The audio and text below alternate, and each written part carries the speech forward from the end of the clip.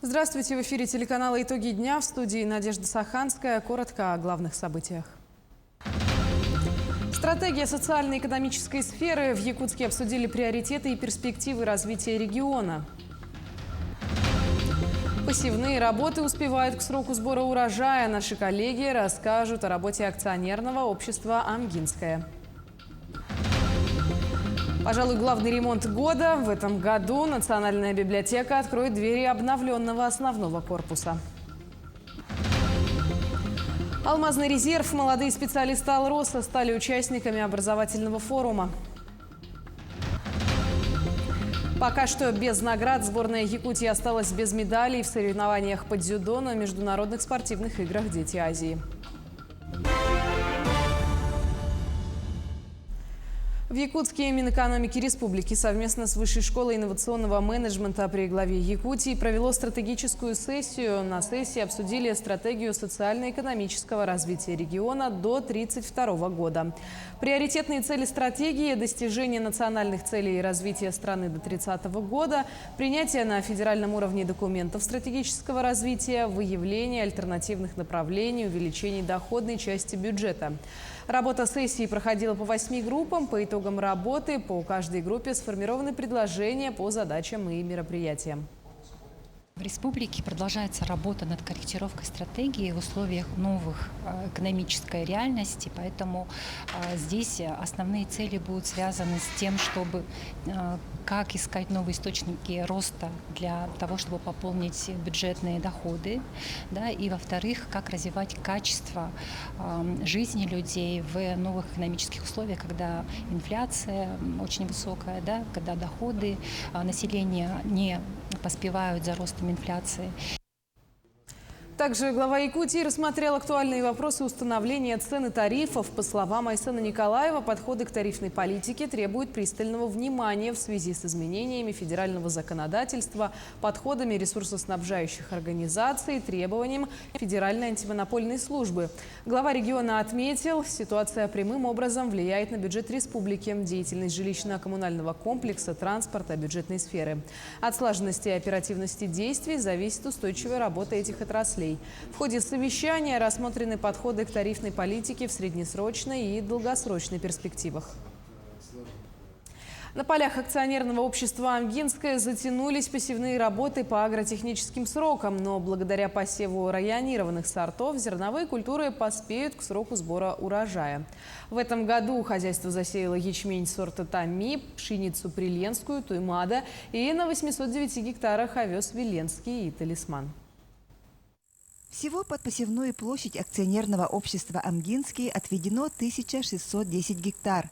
Из них 481 гектаре ячмень сорта «Тами», на 320 гектарах пшеница «Приленская», «Туймада» и 809 гектарах это овес «Виленский» и «Талисман». Семенное зерно покровчан нынче свое, с прошлогоднего урожая. Как отмечают сами работники, районированные сорта более приспособлены к нашим северным условиям. Есть задача большая стать на те объемы, которые были раньше. В 90-е, 80-е годы здесь наиболее большой объем зерна выращивались в прошлом веке, 80-е, 90-е годы. В последнее время, когда стоит очень много вопросов по импортозамещению, акционерное общество «Амгинский» в последние годы выращивает свои районированные сорта, не закупая привозные семена. Мы сеем более 300 тонн зерна.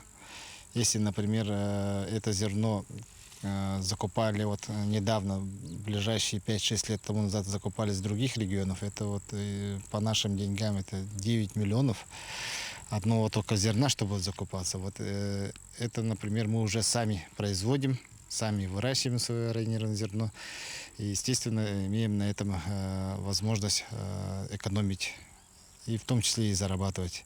Вторым направлением акционерного общества является изготовление комбикорма для крупного рогатого скота и свиней. За сезон производит около 1000 тонн комбикорма. От общества количество 500 тонн продают специализированным хозяйствам, остальные 500 – населению. При производстве комбикорма используют пшеницу, ячмень и овес.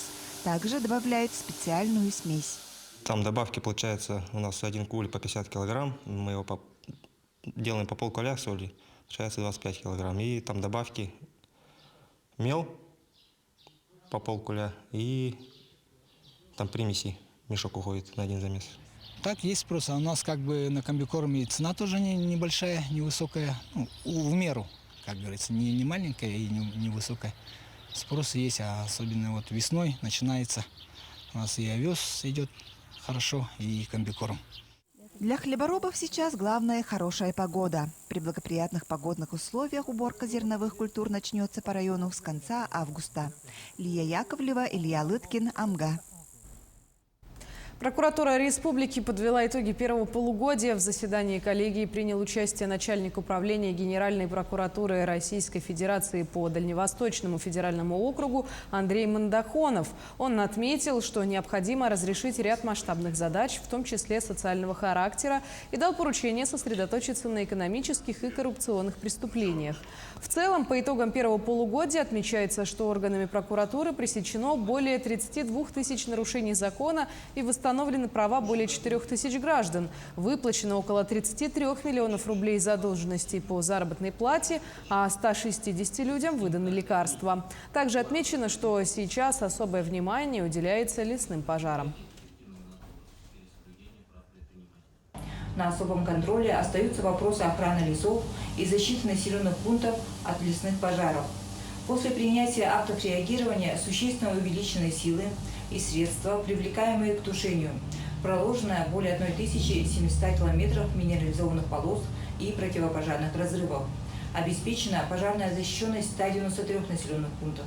Возобновлено тушение приостановленных пожаров на площади свыше 3000 га, в том числе на территории особо охраняемых природных территорий.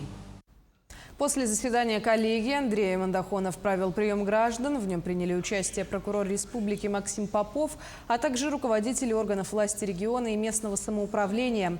Проблемы, с которыми обратились люди, касались реализации их жилищных и трудовых прав, разрешения коммунальных проблем и обеспечения благоприятной окружающей среды. Андрей Мандахонов дал поручение организовать по каждому обращению соответствующие проверки и принять меры реагирования. Заявители, проживающие в столице республики и имеющие инвалидность в связи с тяжелыми хроническими заболеваниями, сообщили о непредоставлении им в соответствии с требованием закона муниципалитетом жилья. За защитой своих прав других жителей столицы региона, близлежащих населенных пунктов, обратился мужчина, сообщив о непринятии муниципалитетом мер по уборке навалов отходов производства и потребления, отсутствие знаков, запрещающих купание на территории одного из островов вблизи поселка Жатая. Новые инструменты закупили в мастерские Мирнинского управления автодорог благодаря проекту «Голос Алроса». Подробности далее.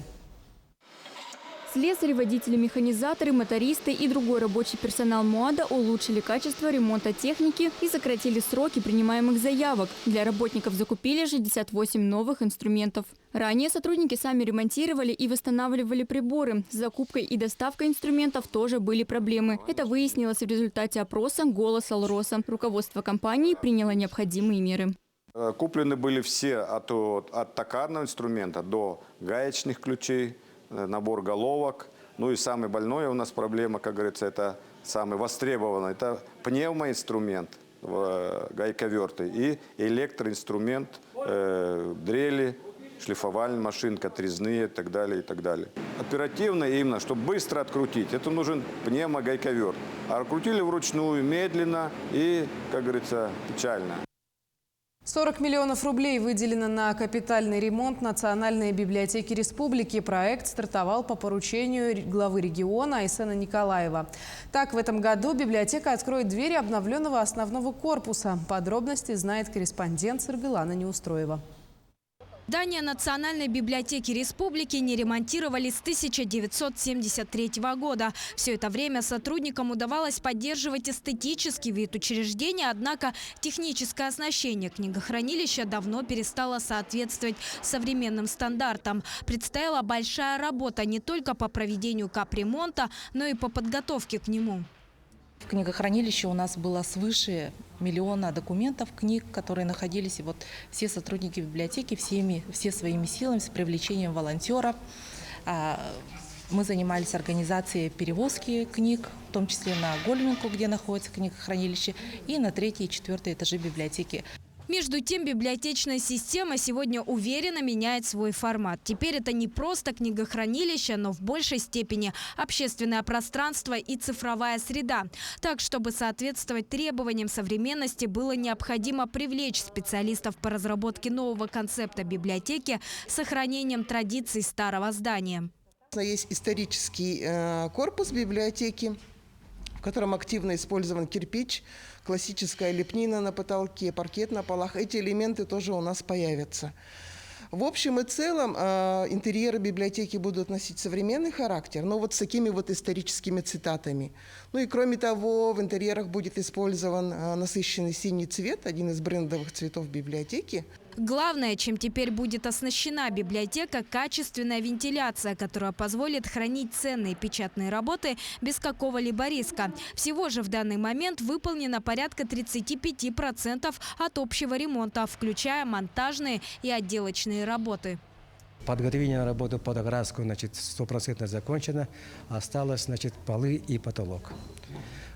И индивидуальная отделка, которая, посетительская зона, которую мы планировали, заказывали, архитектора-дизайнера.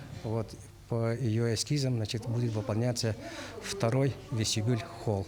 Таким образом, уже к сентябрю текущего года будет полностью отремонтирован основной корпус библиотеки. Это книгохранилище, центр цифровизации языкового и культурного наследия и зона обслуживания читателей. В следующем году ремонт продолжится уже в оставшейся части здания. Ее сотрудники уверены, это заставит якутян по-другому взглянуть на библиотечную систему и привлечет большое количество новых читателей. Саргалана Неустроева, Екатерина Амосова, Павел Пахомов, Якутск. Усилить работу по патриотическому воспитанию не только подрастающего, но и взрослого населения нашей республики как никогда важно именно сейчас, во время проведения специальной военной операции России на территории Украины. Такое мнение высказал Николай Кульбертинов, депутат Государственного собрания Илтумен, отмечая, что Якутия никогда не остается в стороне, в том числе формируя и отправляя в помощь российским военным добровольческие отряды. Николай Кульбертинов выразил всецелое одобрение действиям руководства страны и родной республики.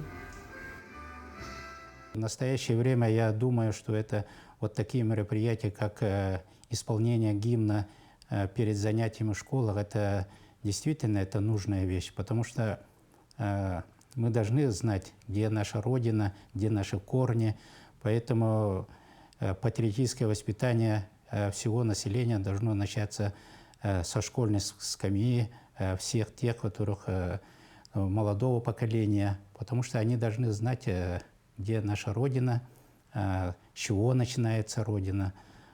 Поэтому те мероприятия, те шаги, которые проводятся у нас в республике, это необходимо.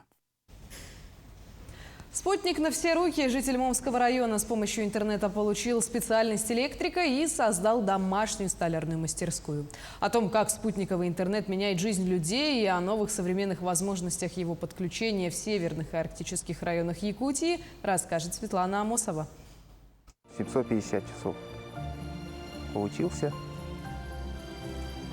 Ну, в этом помог интернет, спутниковый сенсор. История Валерия Петрова начинается из удаленного и труднодоступного села Хону Момского района. В 2020 году у него появилась уникальная возможность подключить спутниковый интернет Сенсат, благодаря чему он смог дистанционно обучиться на электрика. Скорость именно интернета, Сенсат, она очень быстрая и доступная. По цене отвечает, но по качеству. В своем поселке Валерий Федорович стал одним из первых пользователей. Но после того, как о ее возможностях узнали односельчане, тут же заказали и подключили спутниковый интернет РТКом. Компания активно заходит в регионы, где нет широкополосного интернета, где нет мобильного интернета и предоставляет таким образом услуги спутниковой связи. Крупнейший оператор рынка спутниковой связи России РТКом в Якутии презентовал проект «Меняем жизнь людей», где рассказывается об историях клиентов, которые пользуются безграничными возможностями интернета и воплощают свои мечты в реальность. На территориях, где отсутствует традиционная проводная связь, у людей возникают новые возможности в области образования, увлечений, потребления услуг и сервисов. Для жителей этих районов спутниковый интернет является надежным помощником и проводником в современное цифровое общество. Наши истории вдохновляют все больше людей верить в то, что возможности для исполнения желаний есть в каждой точке нашей большой страны. Светлана Амосова, Семен Афанасьев, Якутск. В Мирном прошел образовательный форум «Алмазный резерв». Мероприятие для молодых специалистов «Алроса» организовал «Профалмаз». На территории этнокомплекса «Земля Аланхо» собралось более 60 участников. Мы хотим именно увидеть среди нашей молодежи активных лидеров, да, которых можно будет потом создать именно вот резерв, да, для наших первичных профсоюзных организаций. 3 дня молодые специалисты проходили тренинги, узнавали, как мотивировать членов профсоюза и способы вовлечения молодых специалистов в деятельность профсоюза «Профалмаз», а также развивали навыки командообразования. По итогам форума участники защищали проекты и создали мотивационную программу для председателей на 5 лет. Тренинги просто шикарные. Преподаватели, им нужно отдать должное, потому что они уделяли внимание каждому. У нас было очень много человек, но они старались каждому уделять внимание, помогали, подсказывали, наставляли. Все это очень доступно объясняли. Эмоций очень много. А в первый день соревнований по дзюдо сборная Якутии все же осталась без медалей. В шаге от бронзовой награды остановился Артем Кутлиев. Борьба на татами развернулась серьезная. Каждая команда выставила лучших спортсменов. Но у нашей республики есть еще шансы получить медали. Впереди 2 дня схваток, в каждой из которых на татами выйдут по 3 якутян. Представитель команды Якутии Дамдиндорж Гамбадор считает, что главная проблема спортсменов в волнении. Сам Гамбадорж – участник 2 игр «Дети Азии». Но главное отличие нынешних соревнований от предыдущих – место действия спортивных событий. Поскольку раньше игры были домашними, а сейчас у многих участников это первые выездные международные соревнования. У нас сегодня первый день, и у них, конечно, именно волнение, вот этот предстартовый стресс, оно переполняет, они осторожничают, они перестаивают и уступая там больше вот за счет того, что психологически немножко они были подавлены. Но тем не менее вот у нас мальчишка Артем Кутлиев боролся за бронзу, проиграл там достойному сопернику, поэтому вот в шаге остались сегодня. Завтра и послезавтра, надеюсь, что будет у нас уже получше картина. Однако во Владивостоке уже завершился финальный соревновательный день по легкой атлетике в рамках международных спортивных игр «Дети Азии».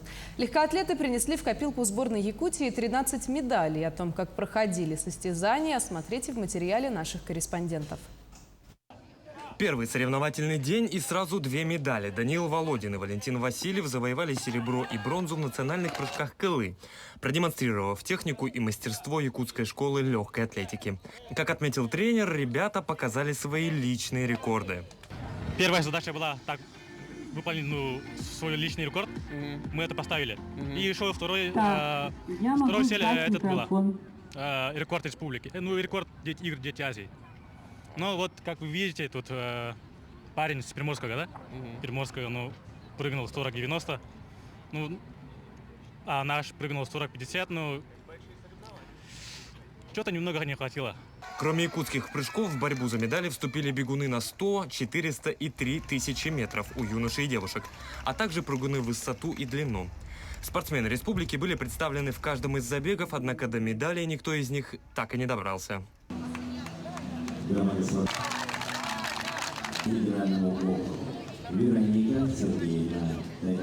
Долгожданное золото в копилку сборной Якутии на второй день легкой атлетики принесла бегунья Аксинья Панова.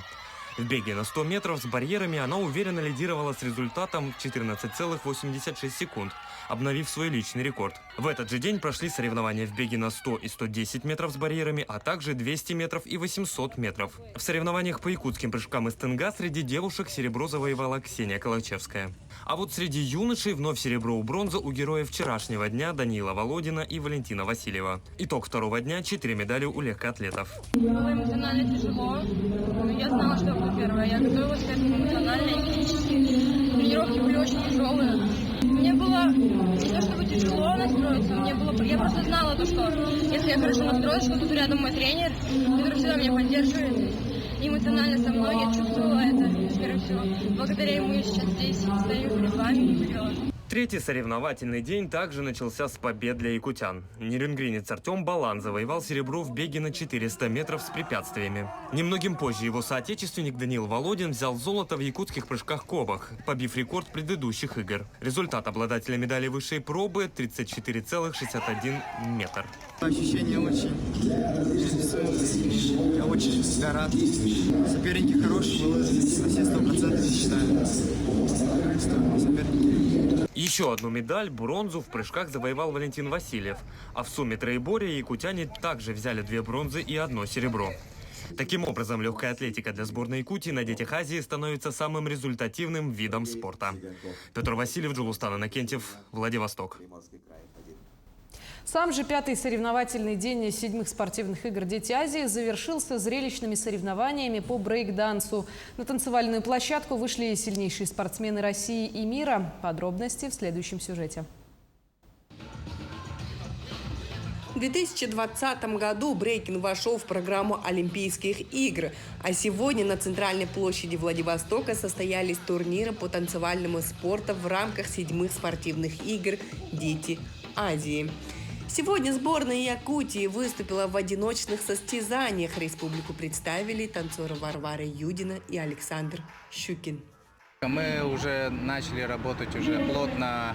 У нас были отборочные в прошлом году в декабре. И именно по возрастной категории вот наши ребята, которые прошли отбор отбора потом, и те, кто приехали сюда представлять нашу республику.